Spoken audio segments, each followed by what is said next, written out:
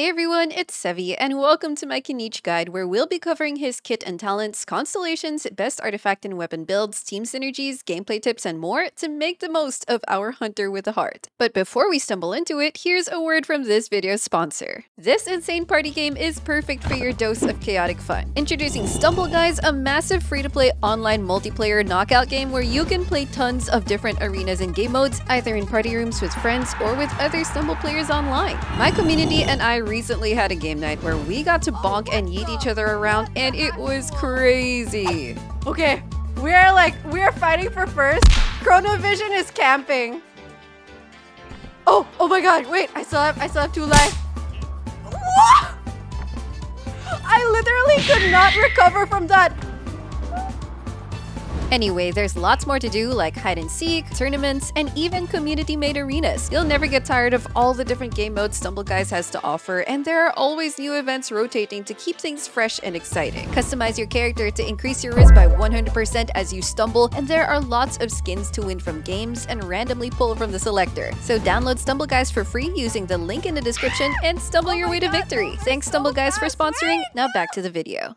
Kinich is a 5-star Dendro Claymore DPS with unique movement mechanics and high potential for reactionless Dendro damage. Let's see how his kit and talents work. Kinich's normal attacks swing around his Claymore to deal physical damage, and his charge attack just yeets it at his target, but these generally won't be used very much in his rotations in combat. Rather, he'll primarily be using his skill. Kinich's skill has a grappling hook mechanic which enables his traversal and combat utilities. If there aren't any enemies nearby, pressing his skill makes him swing through the air, or you can hold it to aim and zip forward. And if you're in Natlan, you can chain a second swing or zip in midair, which consumes phlogiston. It looks pretty sick while covering a good amount of distance, especially if you're trying to cross a wide gap. With his Night Soul transmission, you can switch to him from another character while sprinting or in midair for a cool swinging transition, and even chain it with another unit's traversal mechanics. He can also latch on and zip towards those coil grass sigils, and you can use his skill to absorb a flame granite fruit, then press or hold the skill button again to launch the fruit and make it explode. It's essentially similar to what Yumkasaurs can do. On the other hand, if an enemy is nearby, using his skill causes him to grapple on an enemy, which initiates his Night Soul Blessing state and combat mechanics. The Night Soul gauge now appears starting at 0, requiring 20 points to be filled up. The Blessing state lasts for 10 seconds, and it will give you a warning countdown to indicate when it's about to end. Pressing the normal attack button allows you to quickly strafe around an enemy while firing loop shots, which are small hits of Dendro damage. Note that these loop shot attacks can trigger certain abilities that require normal attacks to trigger, like Xingqiu and Toma's bursts. When his Night Soul gauge is full, you can then press the skill button to use his Scale Spiker Cannon attack. This launches a ball of Dendro damage with Minor Splash AoE, and what's notable is that this attack has a really huge base damage multiplier. For reference, at talent level 9, it reaches almost a 1200% multiplier. Other Dendro DPSs generally prefer triggering a spread reaction to further supplement their damage, but in Kinich's case, his base multiplier is just so high that his cannon is quite powerful even with his raw non-spread damage. This is one factor to how his ideal team comps and reactions will work. Note as well that both his loop shots and cannon attacks are considered as elemental skill damage. As such, skill damage bonus buffs will affect both. So how does Kinich gain Night Soul points to charge up his cannon shot? There are 4 ways of doing so. First, he gains 2 points every second by default while he's in the blessing state. Second, every loop shot attack gives him 3 points. The third method involves his skill's blind spot mechanic. You can see a green cone-shaped zone appear on the ground after initiating his skill, and after every cannon attack. This is referred to as the enemy's blind spot, and if Kinich enters the zone, he gains 4 Night Soul points. As such, it's a gameplay aspect that involves watching out for where it appears and quickly repositioning your strafing direction so that you can get those extra points. And the fourth source of those points is from Kinich's Ascension 1 passive. If an enemy is targeted with his skill and they get affected by burning or burgeon damage, he gains 7 points, and this can trigger every 0.8 seconds. That's a lot, and it's a big reason why his best teams involve having a pyro unit to trigger either burning or burgeon reactions. Having that big boost of Night Soul point generation effectively maximizes how fast he can charge his gauge and overall how many times he can potentially use his cannon attack. If you can consistently obtain his blind spot and A1 passive points, he can typically do 4 cannon attacks, but that can be affected if he gets interrupted, stuck, or loses the connection. And if you don't have any burning or burgeon source, then expect only 2 to 3 cannon shots. If the connection is severed during his blessing state or the current grappled enemy dies, he can latch on an enemy again if they're near enough if you use his normal attack. You might also notice that the damage of his first cannon attack is bigger than the next one's, and that's because of his Ascension 4 passive effect. When a party member triggers Night Soul Burst, Kinich gets a stack of Hunter's Experience for 15 seconds. This can reach up to 2 stacks, and after using his skill attack, he consumes all stacks, with each stack significantly increasing the base damage of the attack. Remember that Night Soul Burst triggers have a cooldown period, which shortens depending on how many Natlan characters there are in the party. So as we get more Natlan units that also synergize well with him, it's possible to further maximize this passive. Kinich's burst simply summons the almighty Dragon Lord Ahau in its dragon form to float in place and deal periodic AoE Dendro damage to enemies for 15 seconds. Using his burst while in the Night Soul Blessing state also increases the duration of his Night Soul Blessing by 1.7 seconds. While in his burst animation, Kinich can still gain Night Soul points, and that 1.7 second extension helps compensate for the animation time. For his exploration talent, when he's in the party, you get a temporary movement speed bonus after interacting with some Natlan harvestable items, and Natlan unique resources are marked on the minimap. When leveling his talents, prioritize Kinich's skill, then burst. You can ignore his normal attack talent to save resources. Although Kinich can output a lot of damage, his gameplay can experience some quirks due to its unique movement mechanics. For example, he can stop or even get stuck from strafing if there are obstacles in his way, which can be a nuisance, especially if it prevents him from reaching a blind spot or prevents you from avoiding enemy attacks. You also can't swap to another teammate while Kinich is strafing, and you need to either stop first or dash cancel in order to swap, which you may want to do in case of an emergency. The camera might also get disorienting sometimes, especially when your targets zip or fly around, and such enemies can also cause your grapple to have connection issues. Kinich can still play smoothly a lot of the time, but there are instances that these quirks become quite apparent, so such scenarios can take extra awareness to deal with. Moving on, Kinich's Constellations don't significantly alter his kit and are mainly there to increase his damage potential. Let's see what they do. C1 lets Kinich gain a 30% movement speed bonus for 6 seconds after he lands from his skill swing. But more importantly, his Scale Spiker Cannon gets an additional 100% crit damage. This is obviously a significant boost to his damage. With C2, when Kinich's skill hits an opponent, they get a 30%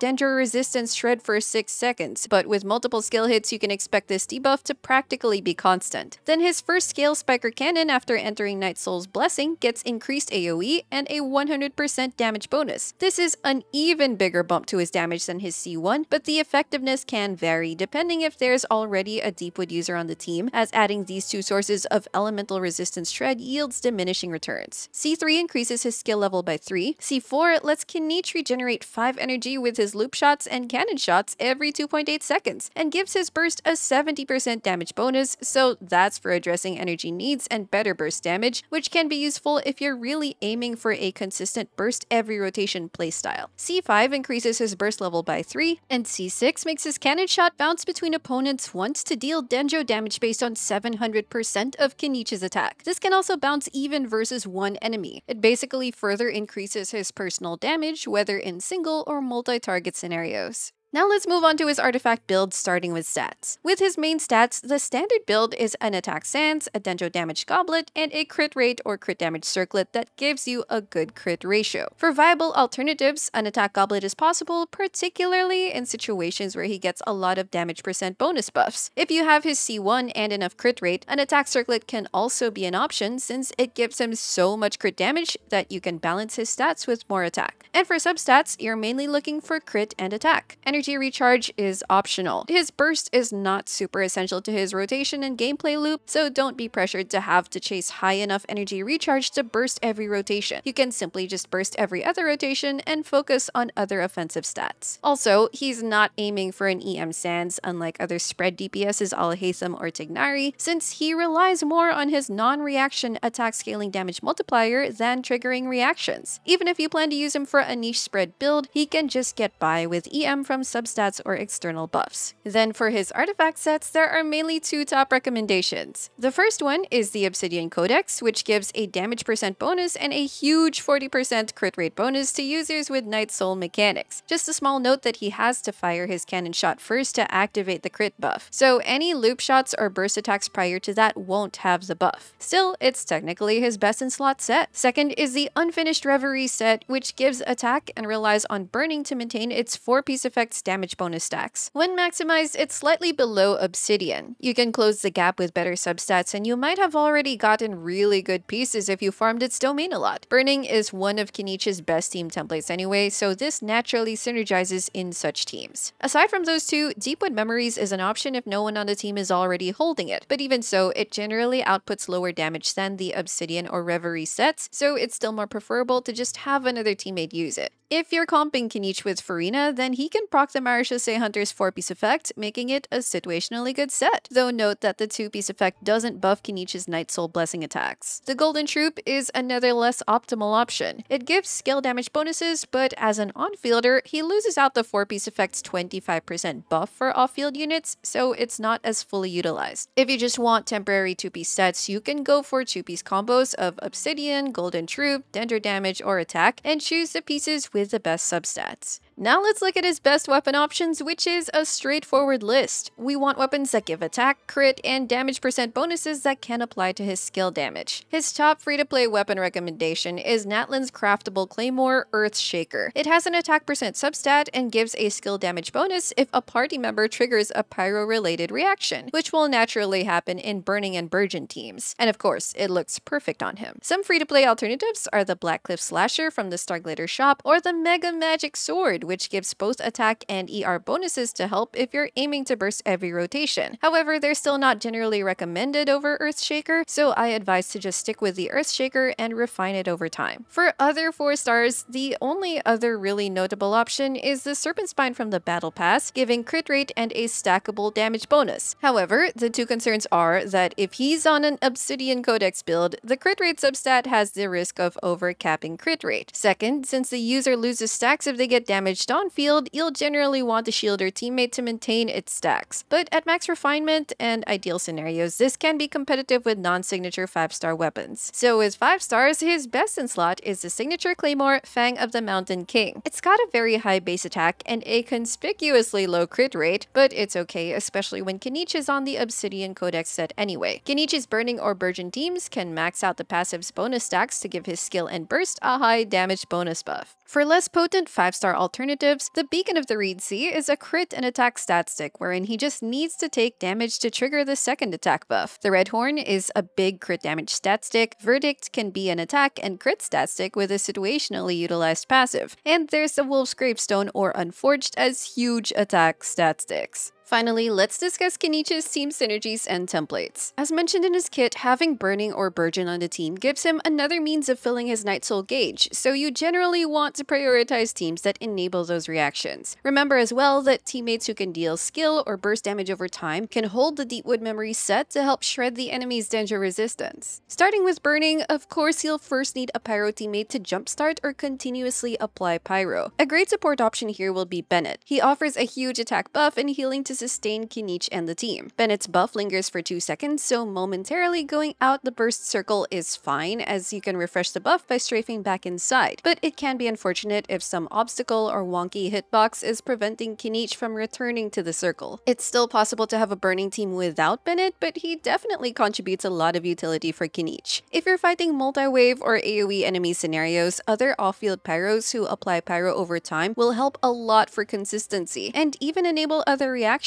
while still maintaining Burning. Xiangling, Toma, and Dia are the general recommendations for that, each with their own considerations. One unfortunate thing I noticed with Xiangling is that sometimes while strafing, the Pyronado actually doesn't hit the enemy since it's circling me as well. Switching direction or staying still while firing his cannon shot can fix that, but it's still something to note. Having 2 Pyro units also unlocks Pyro Resonance for a team-wide attack buff to benefit Kinich and other attack scaling units. You can then slot in another Dendro unit depending depending on what role you prefer. Emily is a great choice as she greatly benefits from the burning reaction and performs well as an off-field DPS. If you still need a sustain, then one of the Dendro sustain supports can assume the role. The Dendro particles can help Kinich and the other battery one another, though the EM bonus of Dendro resonance won't be as useful in a burning team. Geo is easy to work with, though since Geo doesn't react with Dendro, they can't buff Kinich via the new scroll set. And while animal units can't swirl Dendro to reduce the enemy's Dendro resistance with a VV set, they can at least do that with Pyro, and some also offer crowd control utilities. It's also possible to add an element that can complement burning and introduce another reaction that also won't disrupt the burning process as much. If you add an electro unit like Fischl or Yae, that can maintain some quicken up time and cause Kinich to trigger some spread reactions. If you add a cryo unit like Rosaria, that can cause them to trigger some reverse melt reactions. Then, inserting a Hydro applicator into your burning team will generate Dendro cores for your off-field Pyro applicator to trigger into Burgeons. Xingqiu, Yelan, and Farina are the top picks for consistent Hydro application over time. Their particular utilities and considerations can be summarized as shown. If you're using Yelan or Farina, who apply Hydro relatively slower than Xingqiu, they might trigger some vaporize reactions, which is a nice addition to the team's overall damage output. It's also possible to add an off-field Electro unit who can also trigger some Hyperblooms on Dendro cores. This mixes Hyperblooms and Burgeons, but as a consequence, reducing Burgeon triggers can also make Kinich trigger his A1 passive less frequently. If you choose to play Kinich without burning or Burgeon reactions, then his A1 passive absolutely won't trigger, leading to less cannon shots and making him generally less potent compared to his burning and Burgeon templates. In a spread team, all his cannon shots can at least trigger a spread reaction, and he gets some additive damage from that. Your other Electro or Dendro DPSs will also trigger aggravate or spread reactions to boost their damage. That can compensate and still help provide overall sufficient damage output. It's the same case for a Hyperbloom team. How much spread damage he can trigger, and consequently his personal damage output, can vary based on how quickly Hydro is being applied to the enemy. Even if Kinich isn't contributing as much personal damage compared to his other templates, an off-field Hydro DPS can still contribute really good damage, and the baseline of Hyperbloom in itself is already a strong reaction that typically performs well in many combat scenarios. For your Hyperbloom trigger, I generally recommend either Raiden or Kuki. Raiden's skill procs are more frequent and not as dependent on Kinich's positioning relative to the cores, whereas Kuki's ring can miss some Dendro cores around the enemy due to Kinich's constant strafing at a distance, and you'll need to strafe or circle back to trigger cores you missed. But she can still perform fine for the most part. As always, these team discussions are not definitive or exhaustive, so feel free to try your own and see what others come up with. And as we get more units, especially from Pyro, Kinich's best teams can gain new synergies that will help raise his overall potential.